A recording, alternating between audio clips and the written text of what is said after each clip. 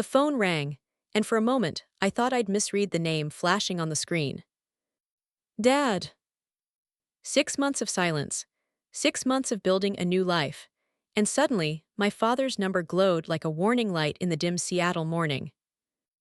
My stomach clenched, my breath hitched. I froze with a fork of avocado toast halfway to my mouth, and I swear the entire world went quiet.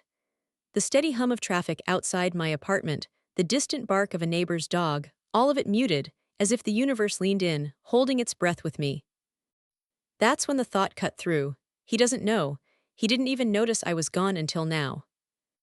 The image of a perfect family. If you asked anyone in Denver about the Millers, they'd say we were the kind of family you sent Christmas cards to. My father, Thomas Miller, prominent attorney, crisp charcoal suits, the kind of man who shook hands too firmly and filled a room before he even opened his mouth. My mother, Diana, homemaker extraordinaire, queen of schedules, host of backyard barbecues that looked like spreads straight out of Better Homes and Gardens. Then there were my brothers. James, 4 years older, the golden child. Varsity captain, Ivy League bound, and eventually a lawyer just like Dad. He was the star in every family story, the one my father's colleagues envied, the one my mother beamed about to her friends. And Kyle, the baby, 6 years younger, every scraped knee kissed, every soccer trophy polished and placed in the center of the living room.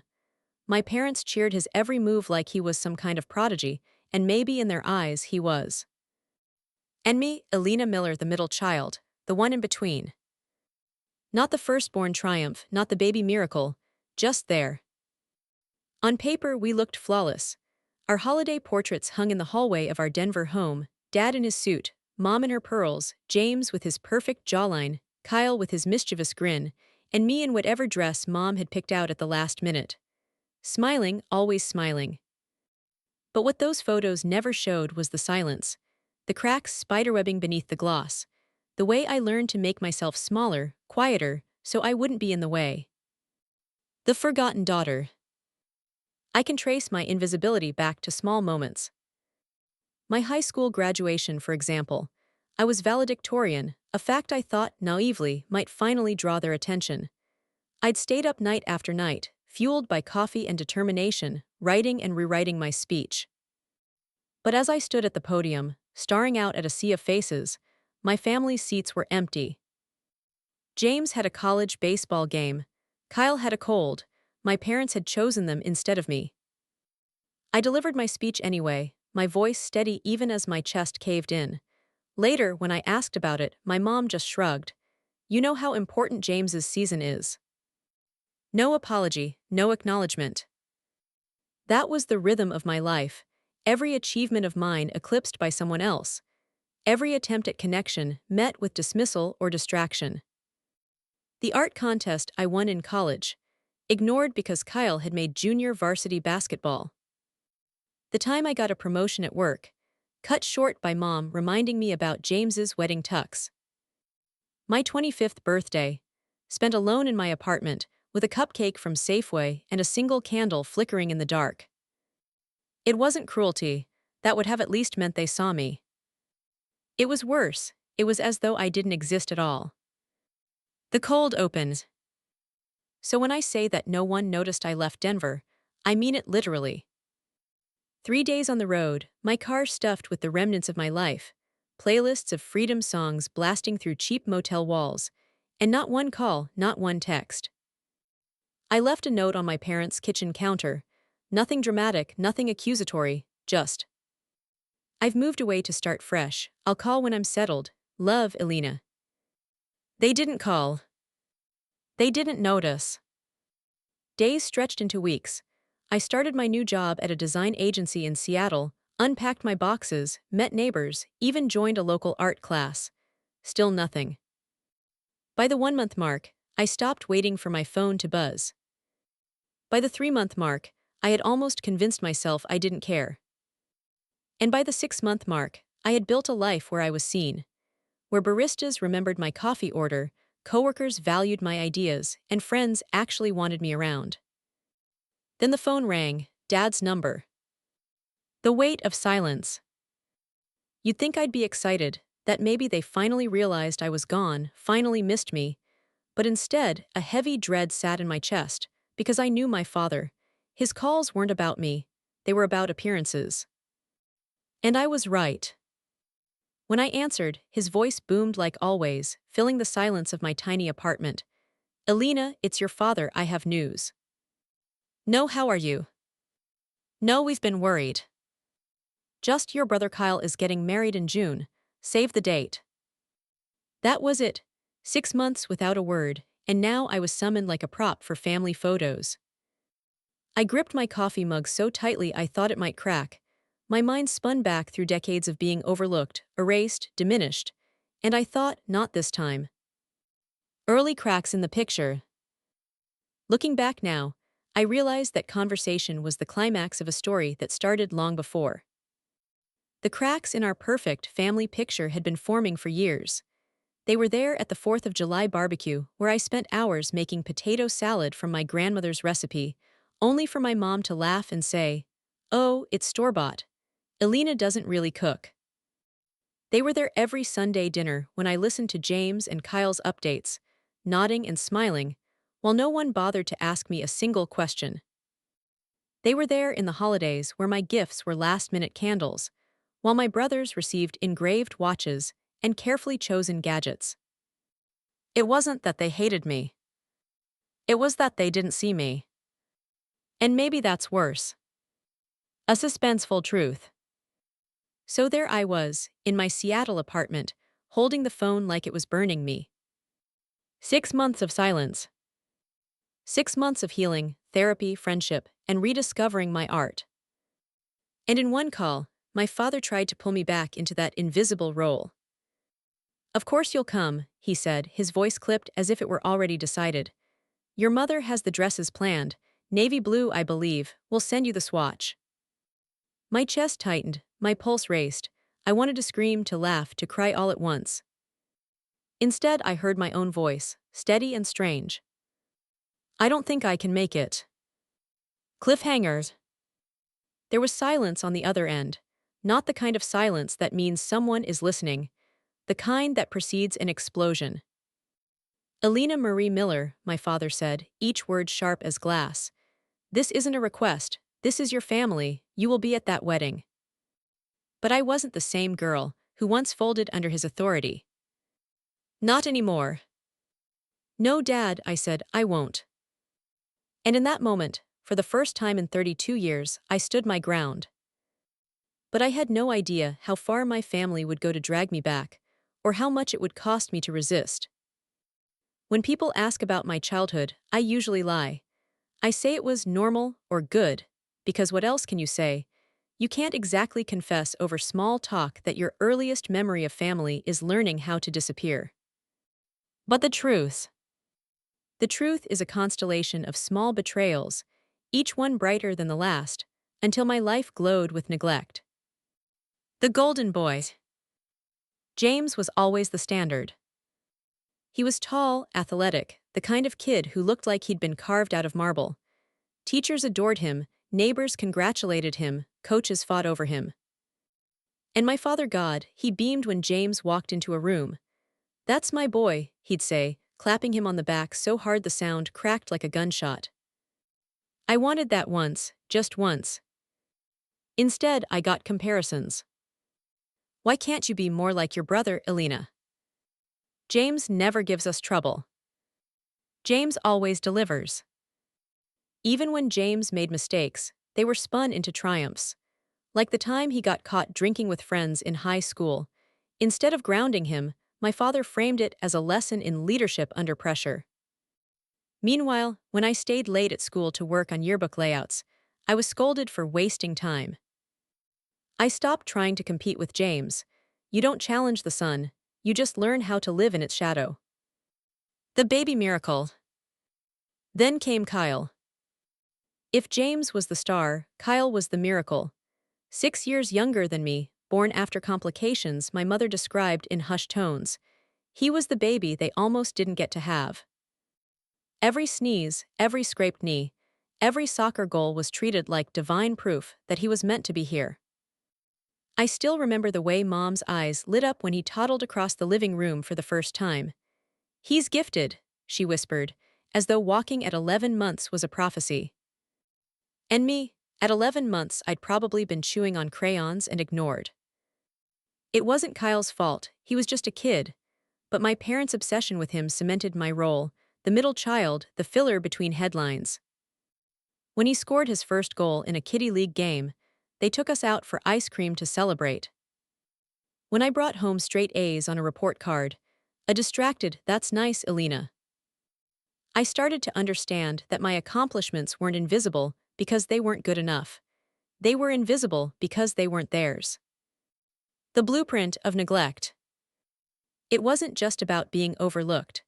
It was about how the family machine ran and who was allowed to break the rules. James could slam doors, shout at my mother, even skip curfew, and my father would chuckle. Boys will be boys. Kyle could pout, throw tantrums, sulk through entire dinners, and my mother would say, "He's sensitive. Don't upset him." And me. The few times I pushed back, like when I dyed my hair jet black in high school, or when I said I wanted to major in art instead of business, I wasn't just scolded. I was dismissed. "You're being dramatic. Stop making things harder than they need to be. You'll grow out of it." I learned early, my role wasn't to shine. My role was to smooth, to absorb, to make myself useful in the quiet ways no one thanked you for.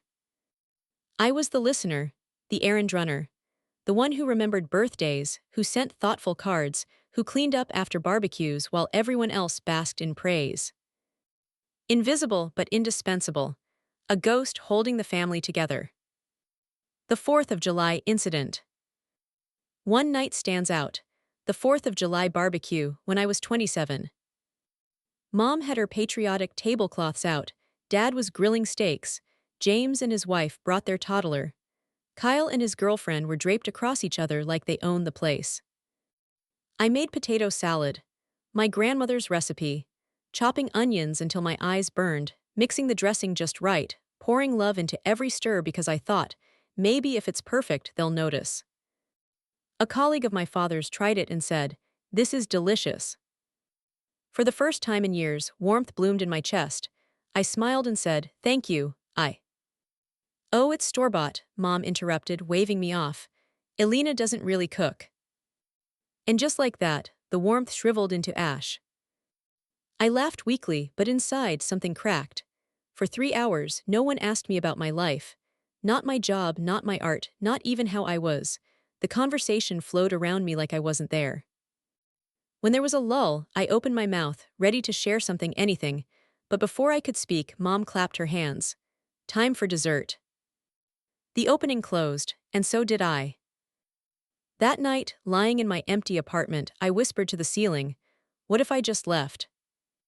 Secrets no one spoke. Families like mine are experts in silence. We never talked about my father's temper, even though we all flinched when his voice rose.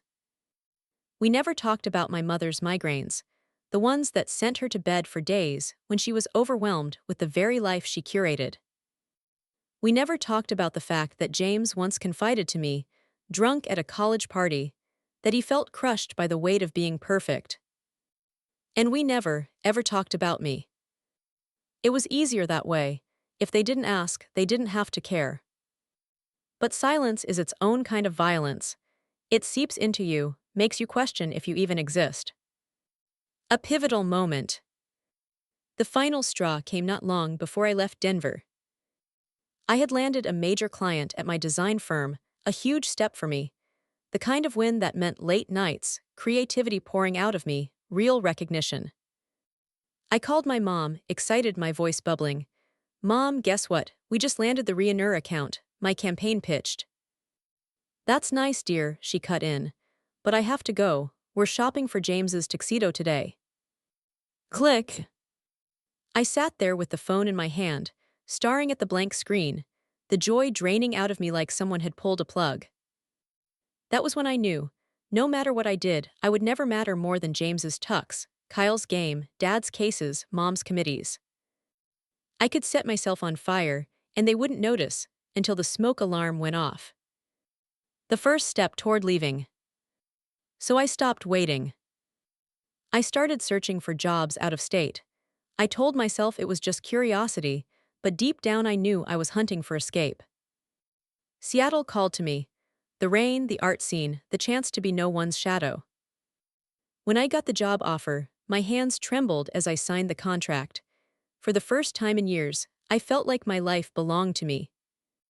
I packed quietly, made plans quietly, lived quietly until the day I drove away. No one noticed. Curiosity question. Sometimes I lie awake even now, staring at the ceiling in my Seattle apartment, and I ask myself, what kind of family doesn't notice when their daughter vanishes for 6 whole months? I didn't expect the fallout to be so fast. When I told my father I wouldn't be at Kyle's wedding, I thought maybe, they would sulk in silence the way they always had. Maybe Mom would leave a pointed voicemail, maybe James would send a guilt-laced text. But that would be it. I was wrong. By the next morning, my phone lit up like a Christmas tree. The flood of messages. The first was from Mom. Her voice trembled in the voicemail, switching between hurt and outrage. Alina, I just spoke with your father. I can't believe you do this to Kyle. After everything we've done for you, this is how you repay us. You're going to ruin your brother's special day. Call me back immediately. We need to discuss your dress fitting. Not a single word about me, about my life, about the fact that I had moved across the country without anyone noticing. Just dress fittings and disappointment. Then came James. His text was short, diplomatic, classic older brother peacemaker.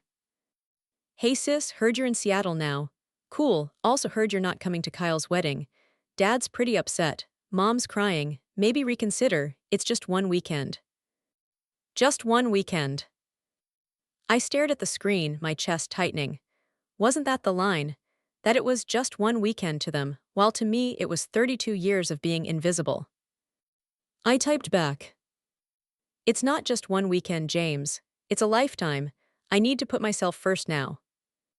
His reply came fast. No one made you invisible, Alina. That's all in your head. We've always been there for you. I dropped the phone on my bed like it burned. Kyle's fury. If James was diplomatic, Kyle was a wrecking ball. What the hell, Elena? His all-caps text exploded onto my screen.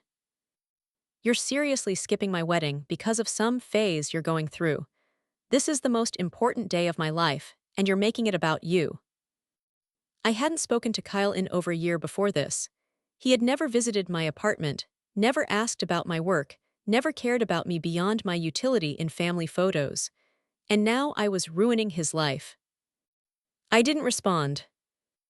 Then Jessica, his fiancée, slid into my messages with surgical precision. Hi Alina, I know we haven't been super close, but it would mean so much to me to have Kyle's whole family there on our day. Everyone's talking about your mom's beautiful daughters in their matching dresses. Please don't make things awkward. This wedding has been my dream since I was a little girl. Not I'd love for you to be there. Not we'd miss you if you were. Just don't make things awkward. I almost laughed. The money threat. The final blow came in an email from Dad.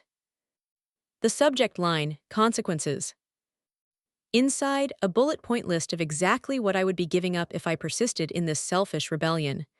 My trust fund, my inheritance, his financial support, which I had never once relied on, but which he wielded like a weapon. At the end, one line seared into me.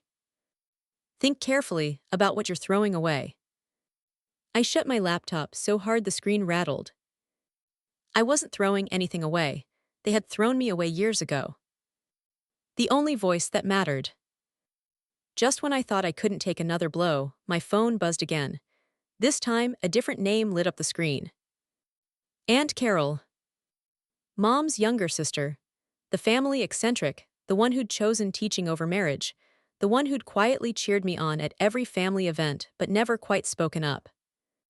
Her message was simple. Alina, I heard about Seattle. Good for you. I always thought you needed room to breathe. I also heard about the wedding. Whatever you decide, I support you. I'd love to hear about your life sometime. My number hasn't changed. Tears blurred my vision. One single person in my family saw me. I clutched the phone to my chest and whispered, "Thank you." A warnings. I thought maybe things would calm down. Maybe they'd rant rage, then move on without me. But 3 days later, Aunt Carol called again. Her voice was low, urgent. "Elena, I thought you should know, your parents and Kyle are flying to Seattle tomorrow. They got your address from James. They're coming to talk some sense into you." My blood ran cold. "They're coming here." "Yes, I tried to talk them out of it, but you know your father. He's convinced he can force you back." Panic surged in my chest. My safe apartment, my sanctuary, it was about to be invaded. I hung up and called Sarah, my friend and coworker. My voice shook as I explained. "They can't just show up at my door and bulldoze me," I said, packing my apartment. "Then don't let them," she said firmly. "This is your space, your rules. You've built a new life here, Elena. They don't get to rewrite that." Her words steadied me. She was right, this wasn't Denver. This was my territory. Still, dread pooled in my stomach as I rehearsed what I'd say. The lobby showdown. The next afternoon, I came home from a meeting with the gallery curator about my upcoming exhibition, my arms full of sketches and notes. And there they were. My father in his charcoal suit, looming like a storm cloud. My mother clutching her designer handbag, eyes sharp and cold. Kyle, uncomfortable in business casual that didn't suit him, shifting from foot to foot. The building's security guard gave me a sympathetic look. "There you are," Dad boomed across the lobby, his voice carrying like a gavel in a courtroom. My heart pounded, but I forced my steps steady. "You could have called," I said quietly. "Let me know you were coming." "Would you have answered?" Mom snapped. "Yes," I said, and I would have because I wasn't hiding, not anymore.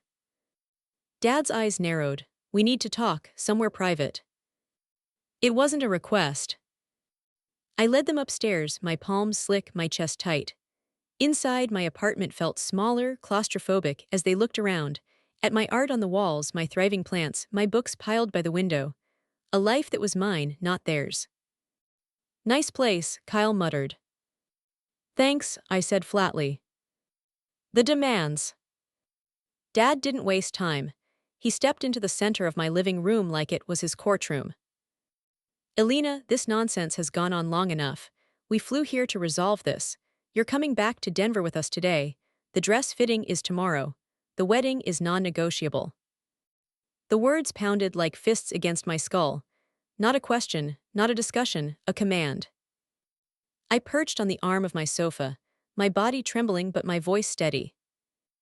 "I'm not going back," I said. "And I'm not coming to the wedding, I've already explained why." Mom's eyes flashed. "Because of work, since when is work more important than family?"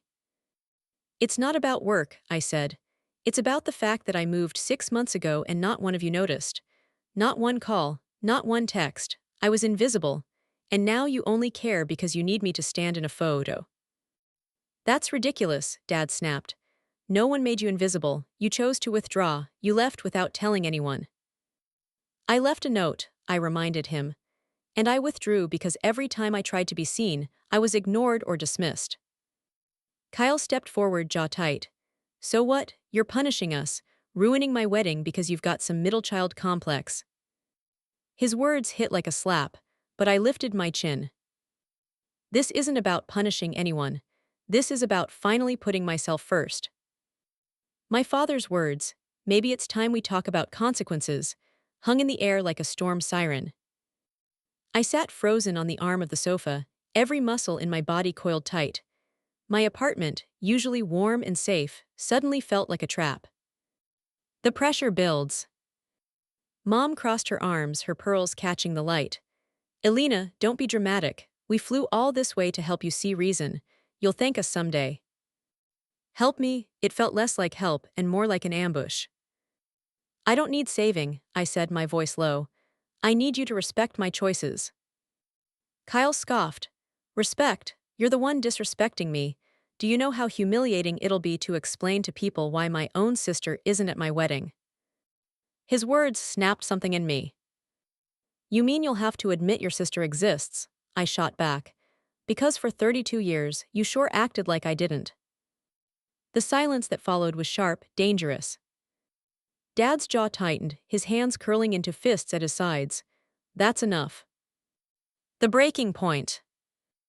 I stood, my heart pounding so hard I thought it might burst. No, Dad, it's not enough, it's never been enough. I begged for your attention.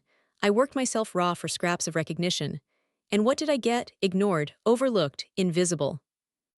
My voice cracked, but I pressed on. And now, after 6 months without a word, you only care because you want me as background decoration in Kyle's wedding photos. Well, I won't do it. I won't be invisible anymore. I expected shouting, I expected rage. What I didn't expect was for my father to step forward so fast, so close, that I could smell the bitter tang of his aftershave.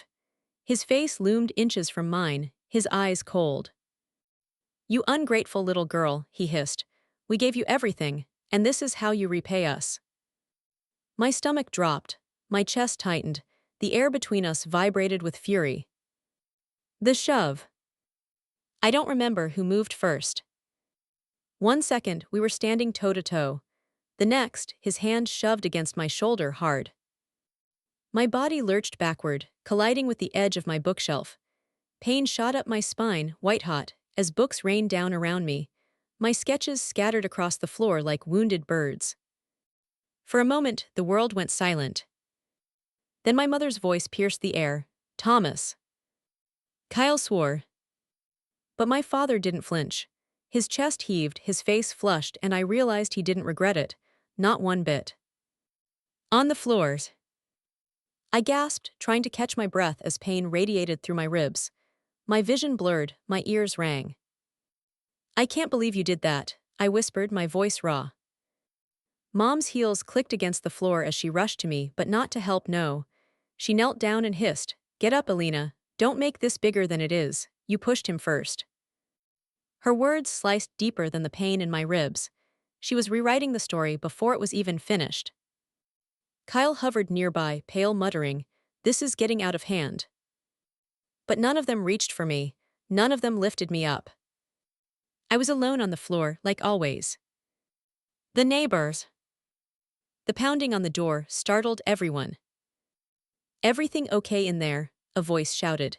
It was Mr. Delgado, my next-door neighbor, retired firefighter, always walking his little terrier down the hall. I tried to call out, but my voice cracked.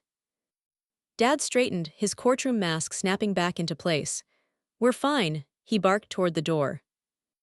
But Mr. Delgado wasn't convinced. Sounded like someone fell. I'm calling the building manager. My father's eyes darted toward me, blazing with unspoken threat. Stay quiet, don't you dare. And for once, I didn't obey. Help, I croaked, forcing the word past my burning throat. Please. The hallway went silent. Then I heard footsteps running. The flight. Panic rippled through the room. My father's face contorted with fury. What have you done? He hissed. Mom grabbed his arm. Thomas, let's go now. But. Now, she snapped. And just like that, they bolted. Kyle lingered for a heartbeat, his eyes darting between me on the floor and the door. I didn't mean for this, he muttered. Then he turned and followed them out. The door slammed shut. I lay there, clutching my side, tears streaming down my face, surrounded by the wreckage of my art. The rescue. Moments later, the building manager and Mr. Delgado burst in. Oh my God, the manager gasped, rushing to my side. Call an ambulance, Mr. Delgado said firmly, kneeling beside me. His hands were gentle but steady, trained from years of rescue. Stay with me, Alina, you're safe now. Safe, the word hit me like a wave. Safe, not because of my family, but because strangers had stepped in where they never would. As sirens wailed in the distance, I thought, this is it. This is the moment everything changes. In the ambulance. The EMTs lifted me onto a stretcher, strapping me down as I winced in pain. The bright lights burned my eyes, the antiseptic smell filled my nose, the sirens screamed in my ears. Possible fractured rib, maybe more, one of them said. Pulse elevated, BP unstable. I drifted in and out, my body aching, my mind replaying the shove, the look in my father's eyes. Not rage, not regret, just control slipping through his fingers. And I realized, he hadn't shoved me because I refused to go to the wedding. He shoved me because I refused to obey. The hospital lights were too bright, sterile, unforgiving. They wheeled me through double doors, past rows of patients behind curtains, the smell of antiseptic clawing at my nostrils. The gurney rattled, the sirens in my head finally fading into the mechanical beep of machines. I tried to breathe, but every inhale was sharp, stabbing. My ribs screamed with each movement. Triage. A nurse leaned over me, her face kind but brisk. Name. Elena Miller, I rasped. Age.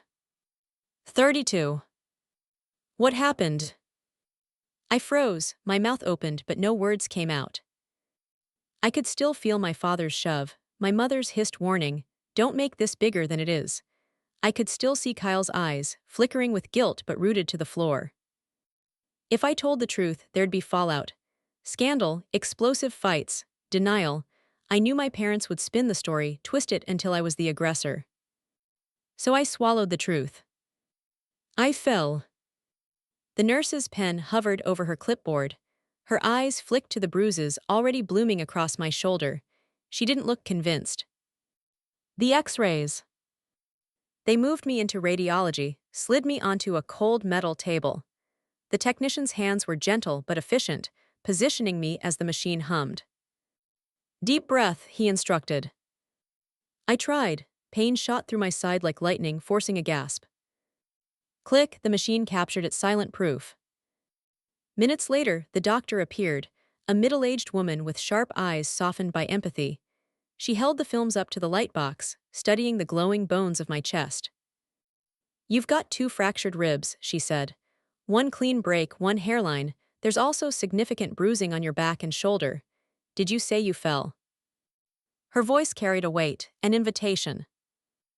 I nodded mutely, yes. She sighed, lowering the X-rays. Ribs don't usually fracture this way from a simple fall. This kind of injury is consistent with blunt force, a shove, or impact. My throat tightened, tears pricked my eyes. She didn't push further, but her gaze lingered on me, steady and knowing. If you ever want to tell me something different, she said softly, we'll listen, and we'll help. The police officer. Later, as they admitted me overnight for observation, a police officer appeared at my bedside. He was young, uniform crisp, notebook in hand. Miss Miller, we received a call from your building manager about a possible domestic disturbance. Do you want to make a statement? My chest clenched. Images flashed: Dad's hand, Mom's denial, Kyle's silence.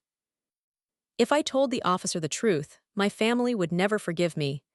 They'd call me a liar, an attention seeker, accuse me of trying to destroy them. But if I stayed silent, nothing would change. I just fell, I whispered. Really? His pen paused. He studied me, his brow furrowed. But he didn't press. He just nodded, closed his notebook, and left. Relief washed over me, mixed with shame. I had chosen silence again. The visit. That night, Sarah arrived. She strode into my hospital room with her coat half-zipped, her eyes blazing. Oh my God, Elena, she breathed, rushing to my side. When I heard you're okay, right? As okay as fractured ribs can be, I croaked, trying to smile. Her gaze darted to the bruises peeking above my gown. Tell me the truth. They did this, didn't they? I turned my face away, but tears betrayed me, slipping hot and fast down my cheeks. I can't, I whispered. You don't understand. If I say it out loud, it becomes real. And then what? They'll deny it. They'll twist it. They'll make me the villain. They always do. Sarah grabbed my hand, firm, grounding. Listen to me. You are not the villain. You don't have to protect them anymore. Not after this. Her words shook something loose in me. But before I could respond, the door opened. Family at the door. My parents walked in as if they owned the hospital. Dad in a fresh suit, Mom in pearls, Kyle trailing behind them like a shadow. My heart lurched, panic rising. "What are you doing here?" I demanded, my voice raw. Mom's smile was tight, rehearsed. "We came to check on you, darling. We were so worried when we heard." "Liar." Dad's eyes flicked to Sarah, cold and dismissive. "Can we have a moment alone with our daughter?" Sarah squeezed my hand. "Only if Alina wants that." I met her gaze, then turned to my parents. My ribs ached, my body weak, but for once I had leverage. The truth sat in my x-rays, undeniable, waiting to be spoken. "No," I said firmly. "You can stay, Sarah." The gaslighting. Dad stepped closer, lowering his voice. "Alina, let's not make a scene. Accidents happen. You stumbled, you fell. That's what you told the nurse, isn't it?" My breath caught. He knew. He knew I had already lied to protect him. Mom chimed in, her voice syrupy sweet. "Yes, darling, we don't want people thinking badly of your father. Imagine how humiliating that would be for all of us. The press, his colleagues." My chest tightened. Even here in a hospital bed, I was Alina. I was a liability to manage, an image to protect. Kyle finally spoke, his voice low. "Maybe we should just let her rest." Dad shot him a glare so sharp he shut up instantly. Sarah steps in. Sarah stood, her voice sharp. "Are you seriously doing this right now? She's injured, she's in pain, and all you care about is how it looks. Do you even hear yourselves?"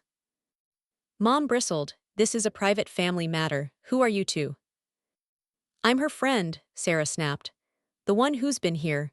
The one who noticed she was gone for 6 months when none of you did, so don't you dare tell me to stay out of it." The room fell silent. My throat burned, my heart pounded. For the first time, someone stood up for me. And I realized I had a choice. The confession that almost was. The doctor returned then, holding a clipboard. "We'll need to keep you another night, Alina.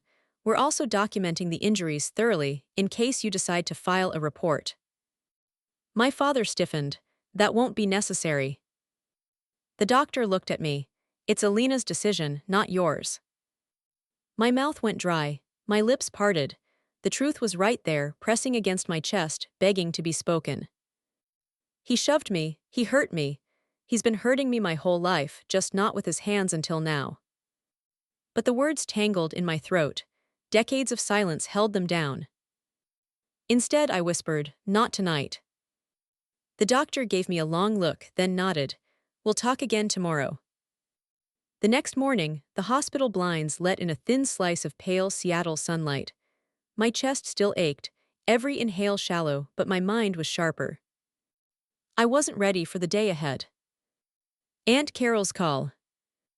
The phone buzzed on the tray beside me. Unknown number. I hesitated, then answered. "Alina, it's Aunt Carol." Relief hit me like warm water.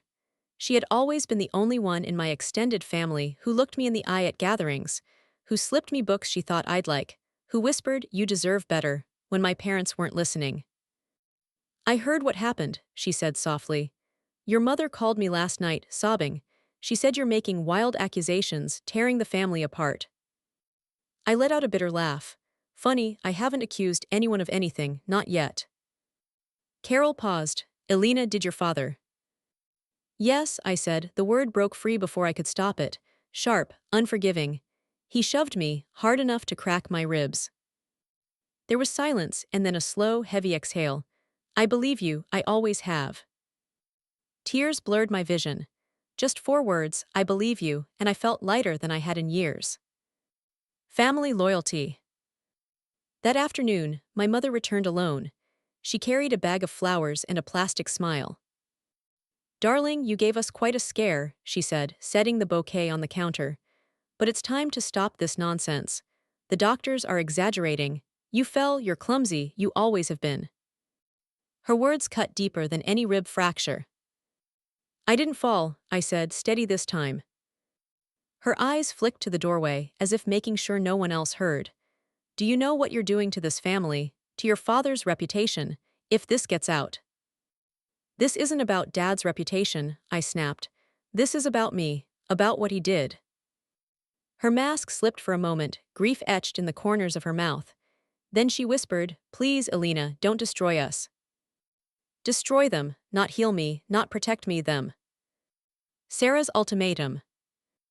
When Mom left, Sarah came barreling in with a cup of coffee and a stack of papers. "You need to hear this," she said, dropping them on the bed. "What is it?" "Documentation," she replied. "The hospital's injury report, photographs of your bruises, a copy of the nurse's notes about your statement. This is evidence, Alina. You don't have to keep this buried anymore." I stared at the pages, the black and white truth staring back at me. It was all there, the fractures, the patterns consistent with assault. Proof. My hands trembled. If I use this, everything changes. My father will cut me off. My mother will hate me. Kyle will call me dramatic. James will, I don't know, pretend it never happened. Sarah leaned in, her voice fierce. "And if you don't use it, what changes then? You go back to being invisible, the scapegoat, the daughter they only acknowledge when they need a prop. Is that really the life you want?" Her words landed like stones in my chest. The curiosity question. That night, lying awake in the hospital bed, one question gnawed at me. If I finally spoke the truth, would anyone in my family stand beside me? The confrontation. The next morning, the hospital social worker suggested a mediated meeting. Against my better judgment, I agreed. They gathered us in a small conference room. My father iron-faced, my mother pale and tense, Kyle avoiding my eyes, Sarah on one side of me, the social worker on the other. The air buzzed with tension. "Alina," the social worker began gently, "would you like to explain why we're here?" My pulse thundered in my ears, my ribs ached with every breath, but I forced the words out. "My father shoved me, that's why I'm here, that's why my ribs are fractured." The silence was deafening. Then Dad laughed, a sharp, humorless sound. "Absurd, she tripped, she's always been dramatic. Now she's spinning fairy tales to get attention." Sarah slammed her hand on the table. "Enough, the x-rays don't lie, the nurse's notes don't lie. Alina has been overlooked and dismissed by you for years, and now you're gaslighting her into silence. I won't let you." Mom's voice cracked. "Why are you doing this, Alina? Why are you trying to ruin us?" "Because you ruined me first," I said, tears burning down my cheeks. "You ruined me by never seeing me, never believing me, never caring unless it was convenient. This," I pointed to my bandaged ribs, "this is the proof of everything I've been screaming silently for 32 years. Kyle shifted, guilt flickering across his face. "Dad, maybe she's telling the truth." My father's jaw snapped tight. "Don't you dare." But Kyle looked at me, really looked at me for the first time. I saw it, the shove. I didn't want to believe it, but it happened. The room fractured. Mom gasped, Dad roared, Sarah squeezed my hand. And for the first time in my life, I wasn't completely alone. The room went silent after the social worker's question. "Do you want to file an official report?" It felt like the air itself froze, waiting for my answer.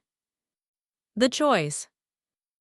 I looked at my father, his jaw clenched, his eyes narrowed like a predator who just realized his prey wasn't afraid anymore.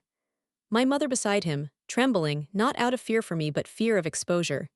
And Kyle, shifting, guilty but finally speaking truth. Then I looked at Sarah, her hand gripping mine, her steady eyes telling me, "You can do this." I thought of Aunt Carol whispering over the phone, "I believe you." For 32 years, my silence had been their shield, my invisibility their comfort. Not anymore. "Yes," I said, my voice firm, "I want to file a report." Fallout. The social worker nodded, calm and professional. She made the call. Within an hour, another officer returned, this time with a detective. My statement was taken, my injuries photographed again, Kyle quietly corroborating. My father's outrage exploded. He threatened lawsuits, defamation claims, hissed about how I was throwing away my future. My mother begged, her voice shrill with desperation. But it didn't matter, the tide had shifted. My truth was finally out, documented, undeniable. When they left, the door slammed so hard the walls rattled. And for the first time in my life, the silence afterward felt like freedom. The healing. The weeks that followed were a blur: physical therapy for my ribs, counseling sessions set up by the hospital's trauma team, long phone calls with Aunt Carol, her voice a lifeline. Sarah never left my side. She brought me groceries, drove me to appointments, sat with me when nightmares dragged me back to that moment of impact. "You don't have to be invisible anymore," she told me one night as we sat on my couch, the city lights glowing through the window. "You've already proven you exist, that you matter." And slowly, I started to believe her. Family fallout. Word spread quickly. My father tried to spin the story, calling me unstable, manipulative. But Kyle's quiet testimony, the medical records, and the building manager's 911 call all painted a different picture. James reached out once, his voice cautious. "Elena, I don't know what to believe. Dad says one thing, Kyle says another, but I just wish you kept it private." Private, that word burned. It wasn't about truth to him, just about appearances. I hung up, and I didn't answer when he called again. My mother sent letter after letter, each one dripping with guilt. "We raised you, we sacrificed for you. Why would you betray us like this?" I didn't reply. Aunt Carol told me she was proud. "You broke the cycle, Elena. It takes more courage than most people will ever know." Her words became my anchor. The scar. By spring, my ribs had mostly healed, but a faint scar bloomed across my shoulder blade from where I'd hit the bookshelf. I used to hate looking at it, but over time I started tracing it with my fingers, reminding myself, this is proof, this is survival, this is me choosing myself. It wasn't just a scar, it was a signature. Moving forward. Therapy became my new ritual. At first I sat stiff in the chair, words caught in my throat, but week by week, I began to unravel the knot of silence, shame, and invisibility I had carried my whole life. My family always made me feel like I was exaggerating, I told my therapist once. Like I was the problem. "And now," she asked. "Now I know, I was never the problem. I was just the easiest one to ignore."